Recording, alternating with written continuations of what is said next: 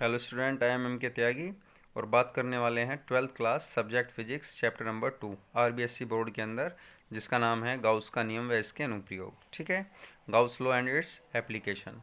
ठीक, तो आज हम पढ़ने वाले हैं गाउस के नियम की उत्पत्ति कूलाम के नियम से। ठीक है, ठीक है, तो टॉपिक होगा हमारा कूलाम के नियम से गाउस के नियम की उत्पत्ति। ठीक है, लेकिन इस टॉपिक पर आने से पहले हमें गाउस का नियम एक बार पढ़ लेना चाहिए, क्योंकि जिसको हमें ड्राइव करना है उसका हमें पता हो। तो देखिए, गाउस का नियम क्या है, इम्पोर्टेंट नियम है। तो पहले मैं बता चुका हूँ, लेकिन एक बार डेफिनेशन फिर देख लेते हैं। इस नियम के अनुसार विद्युत क्षेत्र में स्थित किसी काल्पनिक बंद पृष्ठ से संबद्ध कुल विद्युत फ्लक्स उस पृष्ठ द्वारा परिबद्ध कुल आवेश का 1/एप्सिलॉन गुना होता है। और इसको लिख देते हैं हम phi is equal to sigma Q upon epsilon not, जहाँ सिग्मा क्यू है पृष्ठ द्वारा परिबद्ध कुल आवेश और एप्सिलॉन नॉट है विद्युतशीलता, निर्वात की विद्युतशीलता। और विद्युत फ्लक्स की परिभाषा से हमें पता था phi equal to vector E into vector D S होता है, और कूलाम के नियम से हमें पता चला phi equal to sigma Q upon epsilon not होता है। तो हम इन दोनों को बराबर भी कर सकते हैं। तो कुल मिला के कहा जा सकता है phi is equal to vector E into vector D S is equal to sigma Q upon epsilon not. तो अब आ जाते हैं हम अपने टॉपिक पर, जो है कूलाम के नियम से गाउस के नियम की उत्पत्ति। ठीक है, तो देखिए हमने क्या किया, एक बंद पृष्ठ बनाया। ठीक है, इसकी आकृति यादृच्छिक हो सकती है, यादृच्छिक का मतलब जैसी तुम चाहो। ठीक, और ये हो गया कोई बिंदु ओ, जिस पर हमने एक q परिमाण का आवेश रखा है।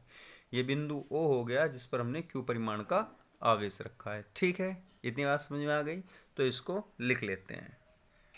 ठीक है, तो माना एक स्वेच्छ आकार, स्वेच्छ मतलब अपनी मर्जी से आकार के बंद पृष्ठ के भीतर बिंदु O, ये रहा बिंदु O, पर एक q परिमाण का आवेश रखा है। ठीक है, अब हमें इस पृष्ठ के एक अल्पांश क्षेत्रफल ds, मान लीजिए ये एक अल्पांश क्षेत्रफल हो गया ds। ठीक है, इसके किसी बिंदु पर विद्युत क्षेत्र की तीव्रता ज्ञात करनी है।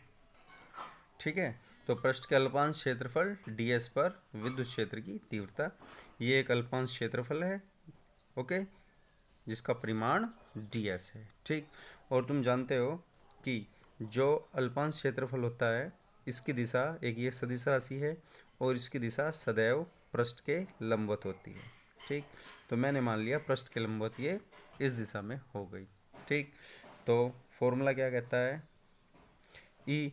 अब देखिए, चूंकि जो हमने पृष्ठ ले रखा है ये अल्पांश है ना, तो इसकी इस पर विद्युत क्षेत्र की तीव्रता का जो फॉर्मूला होगा वो कितना होगा, तुम जानते हो ई का फॉर्मूला होता है 1/4 पाई एप्सिलॉन नॉट आवेश q अपॉन उसकी दूरी।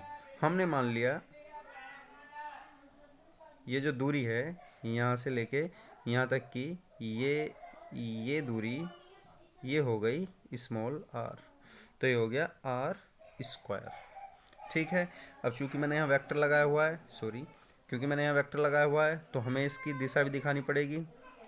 तुम जानते हो कि जो धनावेश होता है, धनावेश के कारण विद्युत क्षेत्र की दिशा सदैव इससे बाहर की ओर होती है, यानी कि आर की दिशा में ही होगा लेकिन बाहर की ओर। ठीक है, और विद्युत क्षेत्र की दिशा का पता लगाने का मेथड क्या बताया था मैंने तुम्हें, जिस बिंदु पर तुम्हें विद्युत क्षेत्र देखना होता है, जैसे यहाँ देखना है हमें, तो वहाँ पर एक परीक्षण आवेश रख दीजिए, और परीक्षण आवेश जिस भी दिशा में जाएगा वही विद्युत क्षेत्र की दिशा होगी।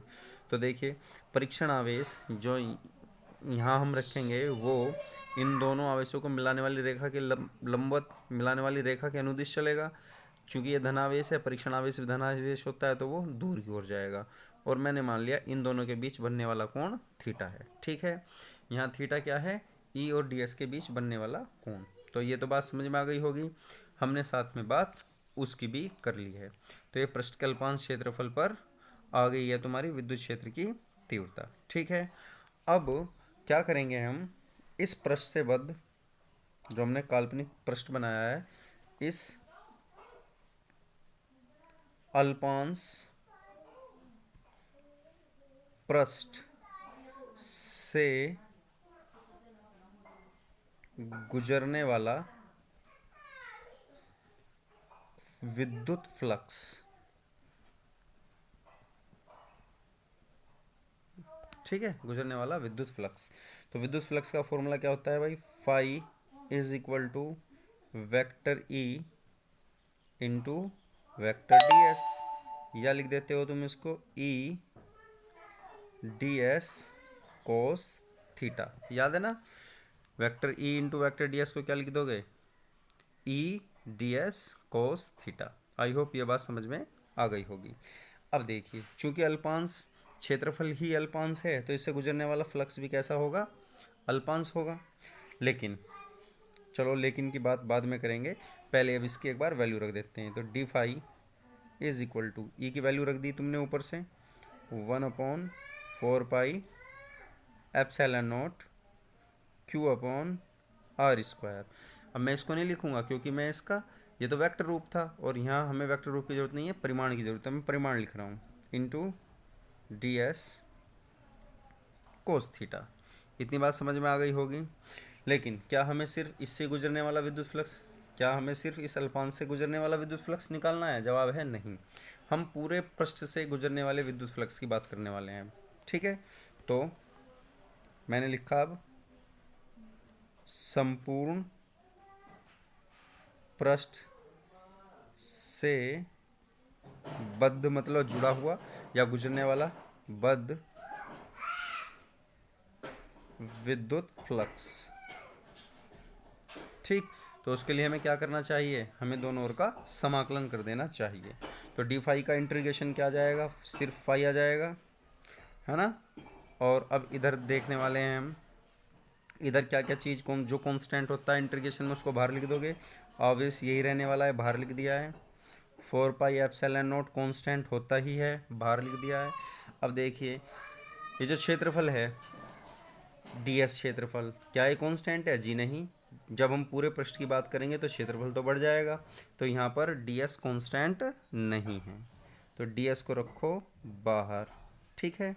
कोस थीटा, देखिए थीटा की बात करते हैं, थीटा अलग अलग जगह अलग अलग होगा क्योंकि थीटा है डी एस और ई के बीच का कोण, और डी एस होता है पृष्ठ के लंबवत। तो यहाँ पृष्ठ का आकार कुछ और है, यहाँ कुछ और है, यहाँ कुछ और है ना। तो इसी वजह से थीटा लगातार चेंज होगा। तो ये भी वेरिएबल है, यानी कि बदलने वाली राशि है, इसको बाहर रखा। और दूरी, अब बात करते हैं दूरी की, क्या है बदलेगी, बिल्कुल बदलेगी साहब। यहाँ पर तो कुछ और है, इस बिंदु पर कुछ और होगी, इस बिंदु पर कुछ और होगी, तो ये दूरी भी बदलने वाली है। तो यहाँ लिख दिया, अब हमने इंटीग्रेशन का साइन बना दिया है ना। हमने क्या किया है, दोनों ओर समाकलन किया है। डी फाई का तो आ गया है फाई, और जो इधर कांस्टेंट था उसको बाहर लिख दिया है, और बची हुई चीज़ें हमारे अंदर आ गई हैं, ठीक है। अब समाकलन भी देखो, तुम जानते हो बंद पृष्ठों के लिए इस तरीके से समाकलन किया जाता है, हम इसको गॉस के नियम में बात कर चुके हैं। और एस का मतलब क्या है यहाँ, संपूर्ण पृष्ठ के लिए, ओके, ठीक है। तो देखिए यहाँ तक की बात आ गई है। अब हमें एक बात यहाँ नोट करनी है, ध्यान देना है। ये जो तुम्हारे पास वैल्यू है D S cos theta upon R square, इसी को बोलते हैं हम घन कोण, ठीक है। अब मैं इसकी और बात करने वाला हूँ, एक बार समझिए इसको क्या बोलते हैं, घन कोण, और जिसको हम डी ओम से रिप्रेजेंट करते हैं, ठीक। डी ओम से तो नहीं, मतलब सिर्फ ओम वाले सिंबल से रिप्रेजेंट करते हैं, लेकिन ये कोण भी अल्पांश होगा क्योंकि क्षेत्रफल अल्पांश है, इसलिए मैंने डी लगाया है। क्लियर हो गई बात। और ये है क्या, ये है अल्पांश डी एस, क्या है, अल्पांश डी एस के द्वारा बिंदु ओ पर बनाया गया घन कोण है, याद रखना है।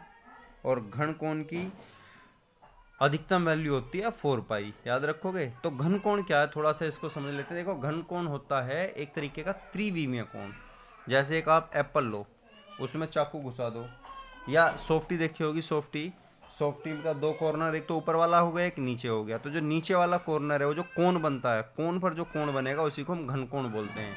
बस जैसे जो सिर्फ कोण होता है जिसको हम समतल कोण भी बोलते हैं, हमने एक रोटी ली और उसको ऐसे काट दिया तो ये जो कोण बनेगा इसको तो बोल देते हैं हम समतल कोण। ये दो वी में होता है।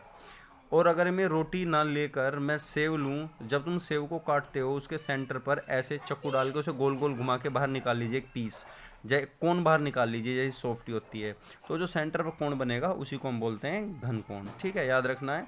11th क्लास में हालांकि तुमने पढ़ रखा है। और घन कोण की अधिकतम वैल्यू कितनी होती है? 4 पाई। और देखा जाए तो यहाँ इंट्रीगेशन ही हो रहा है, और इंट्रीगेशन का मीनिंग क्या होता है? Complete value. तो ये हो गया 4 पाई एप्सिलॉन नॉट इंट्रीगेशन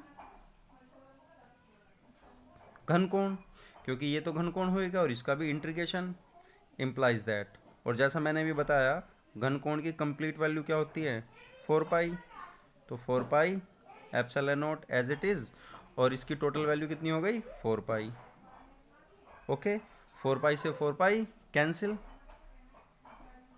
जब 4 पाई से 4 पाई कैंसिल हो गया तो रिजल्ट क्या है हमारा? मैं इधर लिख देता हूँ, phi is equal to 4 pi से, या इधर लिख देते हैं चलो, implies that phi is equal to 4 pi से 4 पाई कैंसिल तो क्या आया? Q upon epsilon not. और तुम्हें याद होगा यही हमारा गाउस का नियम है। ठीक है, इम्प्लाइज दैट यही हमारा गाउस का नियम है, phi is equal to Q upon epsilon. तो आई होप ये जो कूलाम का नियम था ये तुम्हारे बात समझ में आ गया होगा। मैं इसको धीरे धीरे करके रोकता हूँ, एक बार स्क्रीनशॉट ले लेना ताकि तुम्हें इसे नोट करने में दिक्कत ना हो। एक अब ले लीजिए स्क्रीनशॉट, एक अब ले लीजिए, या यहाँ से, और तीसरा एंड लास्ट यहाँ से। ठीक है, तो आई होप ये बात तुम्हें समझ में आ गई होगी। तो आज का हमारा टॉपिक रहा कूलाम के नियम से गाउस के नियम की उत्पत्ति। नेक्स्ट वीडियो में जो हम बात करने वाले हैं, नेक्स्ट वीडियो में हम बात करेंगे गाउस के नियम का अनुप्रयोग। ठीक है, गाउस के नियम के अनुप्रयोग बहुत ज़्यादा इंपॉर्टेंट है और हम उसमें यही बात करने वाले हैं। ठीक है, तो okay student, bye and take care.